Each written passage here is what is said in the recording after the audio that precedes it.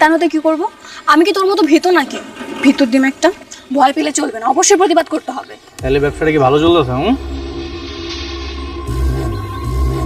ঠিক আছে, কোনো সমস্যা নাই, তুই দেখ কি করবি। আচ্ছা, আমি তোকে একটু পর কল দিচ্ছি। কি সমস্যা? এইভাবে মেয়েদেরকে বিরক্ত করার ছাড়া কি আপনার কোনো কাজ নেই? না, নেই। মেয়েদেরকে রাস্তায় দাঁড়িয়ে বিরক্ত করছেন, আপনার কি বিন্দু পরিমাণ লজ্জা হয় না? বিরক্ত করার জন্য তো লজ্জার দরকার নেই, দরকার সাহস, দরকার ধৈর্য, আর সেটা আমাদের আছে। কি রে? তাহলে তো বিয়ে করলেই পারেন।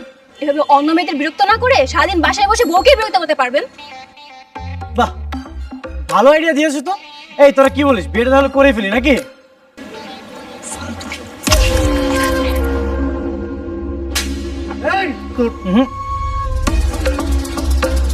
সব মেয়েরা না ভীত হয় না, কিছু কিছু মেয়ে প্রতিবাদ করতে জানে।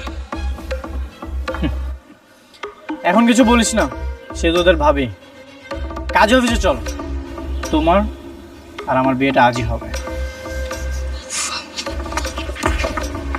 হাত ছাড় বলছি, আমি আপনাকে বিয়ে করবো না।